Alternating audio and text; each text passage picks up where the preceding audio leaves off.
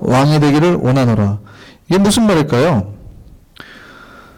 이게 사실은 그 바울이 비꼬는 말이에요. 비꼬는 말. 그러니까 야 너희가 이미 배불렀다. 이미 풍성하다. 벌써 왕이 되었네.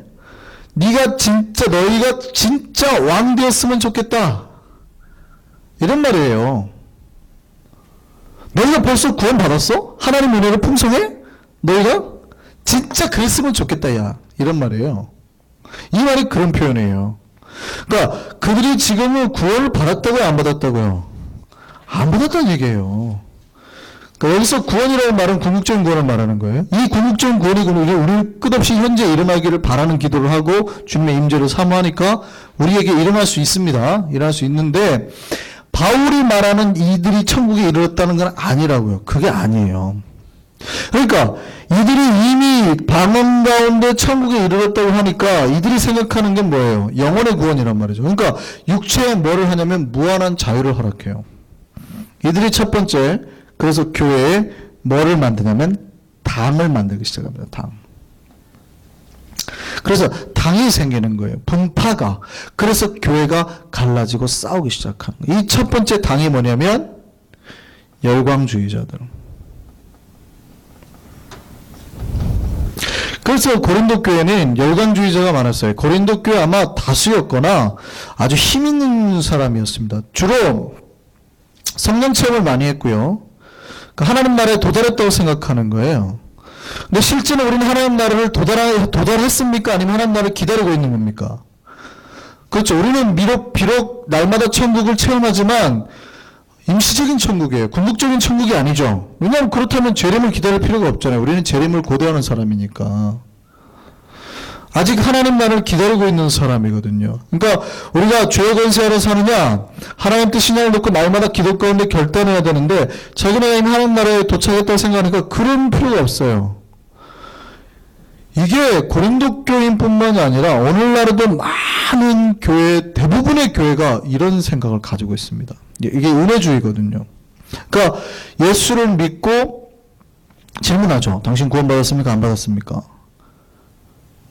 구원 안 받았다는 확신이 없으면 위험한데? 이렇게 질문하거든요. 이게 무슨 말이냐면 구원파의 교리와 똑같아요. 구원파의 교리와. 여러분 날마다 구원은 어떻게 하는 거예요? 구원에 세 가지 시점이 있다고 그랬죠. 구원은 이미 이루어졌고 나는 날마다 구원을 이루고 또 구원이 이루어질 것이고 이 세 가지 시점 가운데 있다고요. 구원은. 근데 과거의 시점만을 가지고 당신이 구원받았냐 하면 자꾸 그래요. 그러니까 헷갈리죠. 분명히 내가 구원 받았다고 말은 해야 되는데 나의 상태를 보니까 구원 안 받은 것 같아요. 매일 죄짓거든요. 그러니까 굉장히 헷갈려하는 거예요. 구원에서 잘못 가르치니까. 원래 많은 한국 교회들이 이렇게 가르칩니다. 그러니까 끝없이 헷갈릴까봐 은혜 설교를 하는 거예요. 걱정하지 마. 죄 지어도 구원받아. 죄 지어도 구원받아. 죄 지어도 구원받아. 자꾸 그렇게 하니까 구원받은 사람은 죄를 안 짓는 거예요. 죄를 안 지으셔야 된다고요. 죄를 아예 완벽하게 안 짓는다는 뜻이 아니라 안 지으려고 노력하셔야 된다고. 근데 어떻게 해요? 죄를 지어도 은혜를 강조하려고 자꾸 그렇게 설교하다 보니까 교인들이 어떻게 받아들이냐면 죄와 우리의 구원과는 무관하구나. 이렇게 받아들여요. 그러니까 교인들이 나와서 죄를 짓는데 아주 자유합니다. 굉장히 자유해요. 정말 크리스천들이 죄 짓는데 아주 자유합니다. 그러니까 내가 죄 지어도 구원받아 이렇게 생각하거든요. 그러니까 내가 죄를 지은 거에 대해 하나님 앞에 울며 회개하고 뭐 이래야 되는데 그게 아니라 죄 지어도 구원받는데 뭐 이렇게 하나님 은혜로 구원받지 뭐 내가 죄 지은 걸로 구원받나? 정말 그렇게 생각하면 우리는 율법주의야. 뭐 내가 의로운 걸로 구원받을 것 같으면 율법주의지.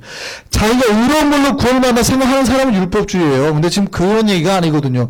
전혀 지금 핀트를 잘못 잡은 거예요. 그거 아니거든요. 구원받은 자가 하나님을 만난 자는 죄를 안 지으려고 노력해야 되는 겁니다.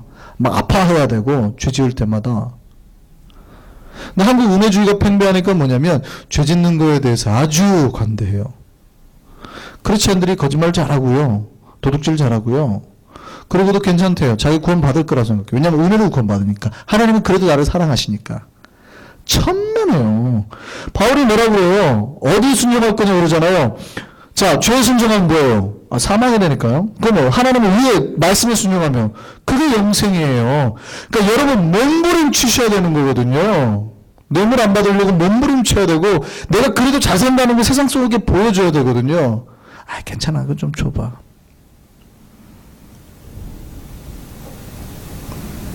정신 차리셔야 돼요. 그 구원관이 잘못되어 있으니까 삐뚤어진 구원관을 가지니까 그런 거예요.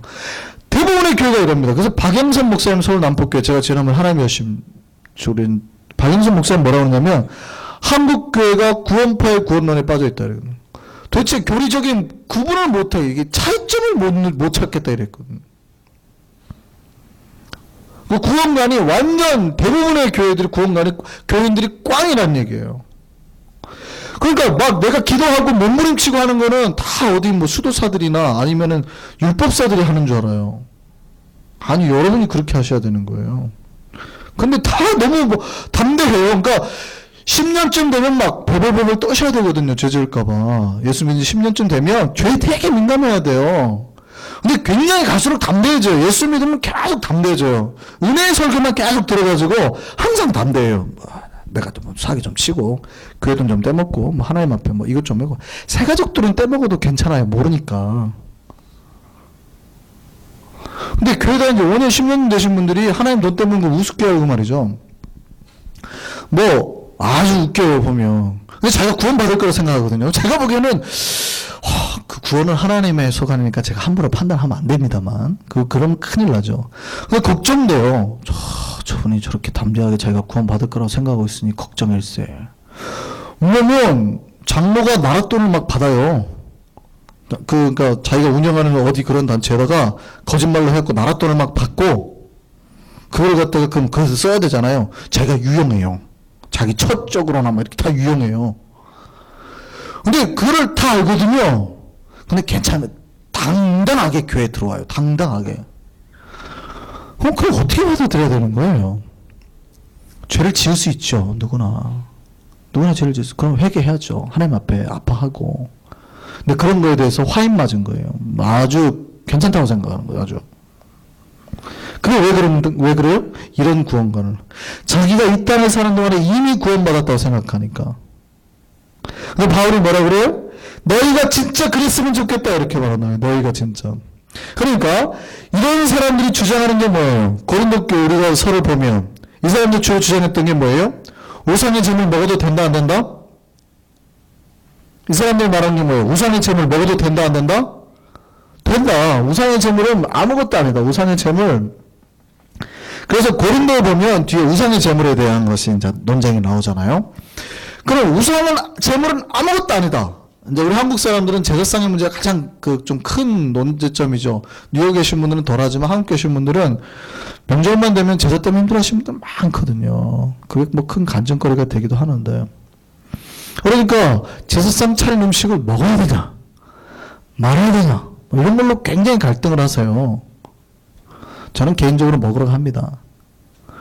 왜냐면 이거는 이때 당시 사람들, 고린도 교회 사람들이 그 우상의 제물을 먹는 거는 우상과 교제한다고 생각하는 사고가 있었기 때문에 먹었을 때의 선교나 여러 가지 영적인 큰 문제가 생기는 거예요. 근데 여러분이 가갖고 제사상 음식 먹은다고 해가지고 너는 드디어 우리 사람이 되었다. 뭐 이래요? 아무도 신경 안 쓰죠. 그걸 먹는다고 오히려 물어보죠. 안 먹으려고 왜? 먹으면 안 돼? 왜? 뭐가 문제인데? 오히려 그 사람들이 궁금해갖고 물어보지. 막 드디어 네가 우리 편이 됐구나 이런 말 안 한단 말이죠. 근데 이제 우리가 찔리는 거죠. 먹으면 안 된다는데. 제물 먹으면 안 된다는데 우리가 찔려가지고 이게 오늘날의 현지하고는 거의 아무 문제가 없어요. 오늘날의 우리하고는 우리만 찔려가지고 막 그러지. 그러니까 너무 신학적 상황이 다른데 이거를 그대로 갖다가 오늘 목회자들이 갖다 써버리니까 우상의 재물 먹으면 안 된다. 그러니까 이거 가지고 싸우고 막 해가지고 간증하고 그런단 말이죠. 제가 보기에는 저 별로 상관없는데 배고프면 먹어야지. 이거는 이 열광주의자들이 생각했던 개념과 제 생각 개념은 좀 다른 개념이에요. 지금 제가 설명드린 건. 어쨌든요. 이거는 먹어도 된다고 했어요. 왜 먹어도 되냐면 자기가 이미 구원받았으니까 먹어도 된다고 생각하는 거예요. 제가 말씀드린 거는 현재적인 그냥 신학적 상황이 먹어도 아무런 우리가 선교나 이런 거에 방해 안 된다고요. 영적인 거 문제가 없다고요. 그런 얘기 드리는 거고요. 근데 여기는 이제 구원받았기 때문에 가능하다는 생각. 이게 하나의 자유의 생각입니다. 자유. 그냥 먹어도 된다는 거죠. 그래서 로마서에 보면은 이들을 바울이 뭐냐면 강한 자 이렇게 표현했어요. 강한 자. 로마서에 보면 똑같이 이런 사람들에 대해서. 그리고 이들은 그냥 지식과 자유를 강조했습니다. 근데 여기 이제 또 굉장히 문제가 되죠. 어느 정도까지 문제가 되냐면, 보면, 나중에 제가 이제 강론 때 쭉 말하겠는데, 자, 5장 보세요. 고린도전서 5장. 심지어 너희에게 뭐가 있다고요? 심지어 너희에게 뭐가 있다고요? 예, 음행이 있다. 음행이 있다고요. 자, 그런 음행은 어디에도 없어요? 자, 5장 1절 다음 읽어보세요. 너희 중에 심지어 음행이 있다함을 들었는데 그런 음행은 어디도 없어요? 이방인 중에도 없는 것이라. 누가 그 아버지 아내를 취하였다 하는도다. 그러고도 너희가 교만해서 어찌하여 통한이 여기지도 않고 막 이런다고요. 이 내용이 무슨 내용인지 아시죠? 너희 중에 이방인도 안 하는 짓을 하고 있는 놈들이 있어. 근데 뭐라 그래요? 그런 자들을 괜찮다고 그런단 말이죠. 그게 주로 어느 쪽 사람들이에요? 열광주의자들. 열광주의자들이 그랬다고요. 왜냐하면 자기는 구원 이미 얻었어요. 그러니까 이들의 구원 방식은 영원히 자유하게 되는 거니까 육체는 어떻게 돼요? 과도하게 이제 육체가 어떠한 행위를 해도 상관없고 오히려 육체가 약간 그런 쾌락적으로 가는 게 영혼에 더 자유를 느낀다고 생각하는 거예요. 그러니까 아무 이방인도 안 하는 짓거리를 하는 거예요. 이해되세요? 이게 은혜주의의 전형적인